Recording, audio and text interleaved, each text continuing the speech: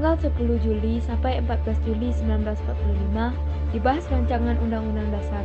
Setelah selesai dibahas, maka sidang kedua BPU PKI telah selesai. Tanggal 6 Agustus 1945, Sekutu menjatuhkan bom atom di Hiroshima. Korban berjatuhan di mana-mana. Tanggal 7 Agustus 1945, BPU PKI dibubarkan dan diganti dengan PPKI dengan alasan tugas BPU PKI telah selesai. Tanggal 9 Agustus 1945, Jepang kembali dijatuhi bom atom oleh Sekutu, tepatnya di kota Nagasaki. Hal ini membuat Jepang kewalahan. Setelah peristiwa pengoboman, 3 tokoh Indonesia, yaitu Insinyur Soekarno, Dr. Andes Muhammad Hatta, dan Dr. Rajiman Widyo-Diningrat, dipanggil oleh Marsekal Terauchi di Dalat, Vietnam.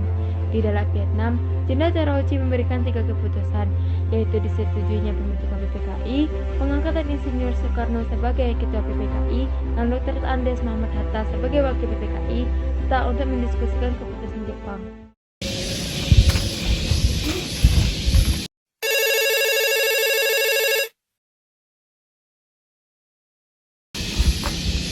Halo, selamat pagi Bung Karno.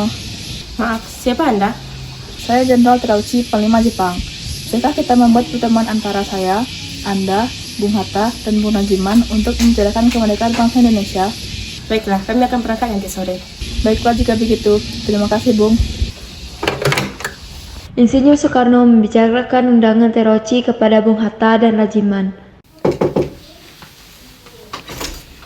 Selamat masuk, Bung. Selamat pagi. Selamat pagi. Silakan duduk, Bung.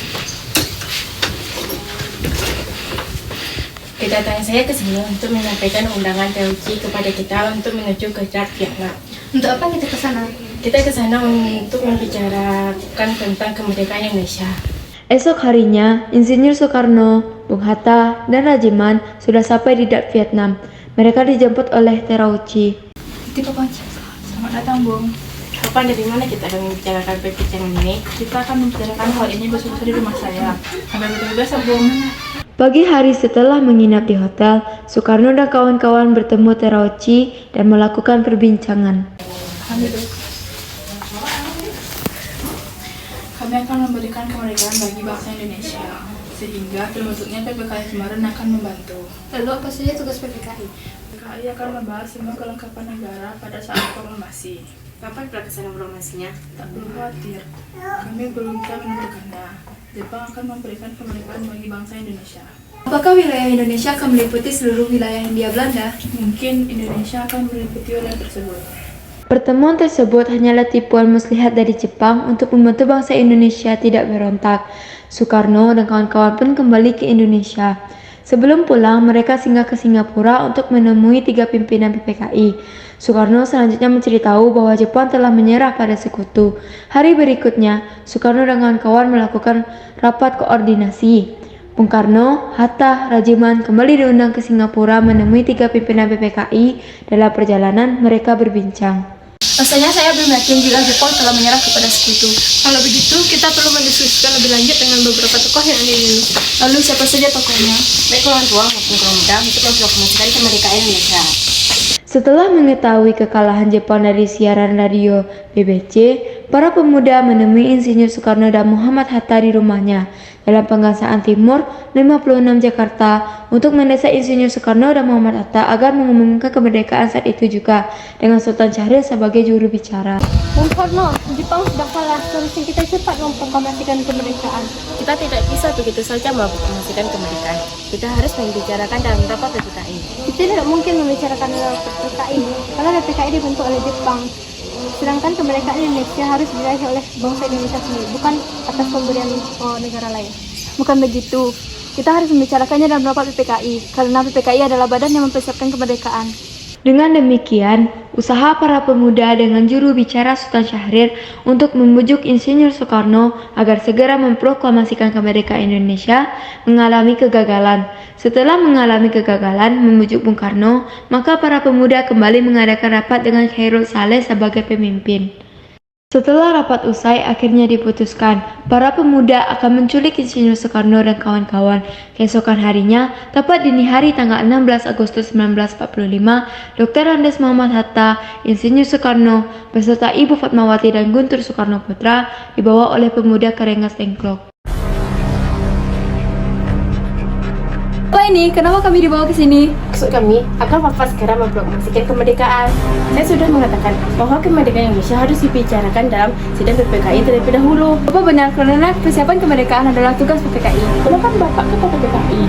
Bapak tidak mungkin mengambil keputusan tanpa memberikan anggota PPKI yang lain. Sementara terjadi perdebatan di Rengas Dengklok di Jakarta, Wikarna dari golongan muda dan Mr. Ahmad Subarjo dari golongan tua melakukan perundingan.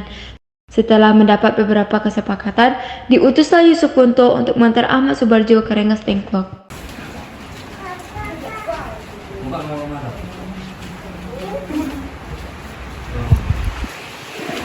Mari Pak, saya antar ke Rengas Dengklok. Ayo kita segera ke sana. Saya rasa di sana terjadi perdebatan yang sangat sengit. Mari Pak, kita segera berangkat. Setelah sampai di sana, Mr. Ahmad Subarjo akhirnya menjemput Insinyur Soekarno dan kawan-kawan.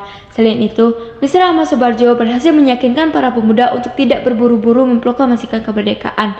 Sekitar pukul 23.00, rombongan Insinyur Soekarno sampai di Jakarta untuk saat pulang ke tempat masing-masing, lalu langsung menuju rumah Laksamana Maeda untuk merumuskan naskah proklamasi. Silakan masuk bapak-bapak. Tunggu dulu, bagaimana mungkin kita merumuskan suatu teks proklamasi di rumah Laksamana Jepang? Semuanya, saya menjamin selama berada di rumah saya, Anda sekalian terjamin keselamatannya. Baiklah, di ruang mana kita akan merumuskannya? Akan berdiskusi di ruang makan. Dengan memegang kertas sampel poin, perundingan yang ditaklukkan antara golongan muda dan golongan tua itu berjalan lancar. Kalau kita mengambil rumusan PPU PKI dengan bunyi kami bangsa Indonesia, dengan ini menyatakan kemerdekaan Indonesia. Boleh juga. Ya, perlu ada pernyataan pengalih kekuasaan seperti ini.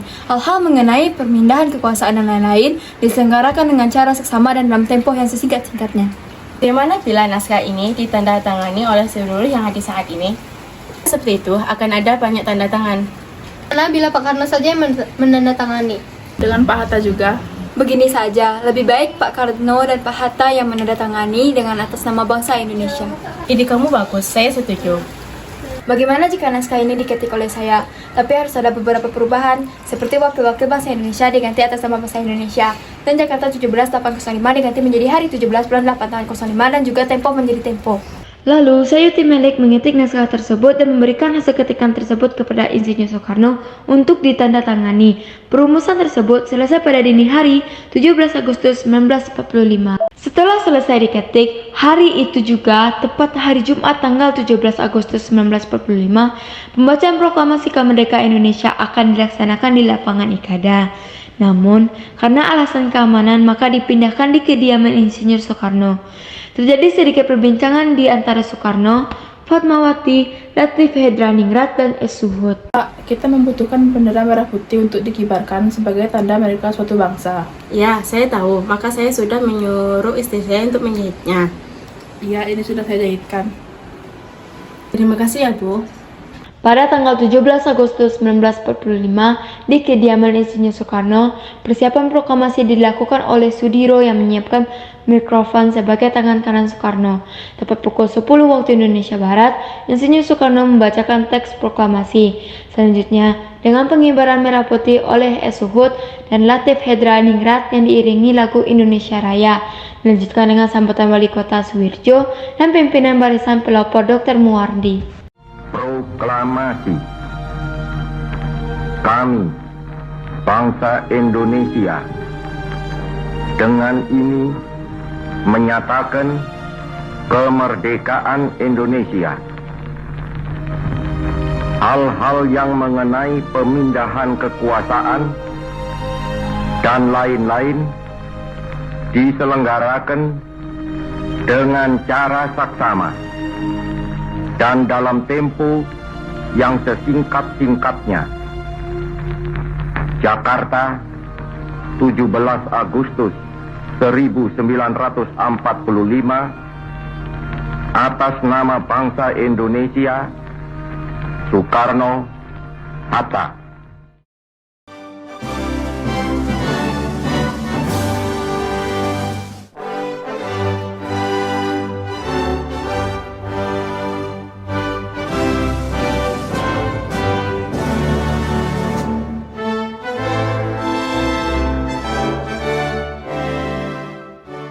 Berita proklamasi menyebar dengan cepat ke seluruh penjuru Jakarta.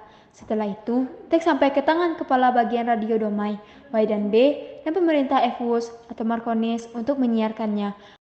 Pada tanggal 18 Agustus, PPKI melakukan sidang yang kedua dihadiri oleh Insinyur Soekarno, Muhammad Hatta, Rajiman, dan para pemuda.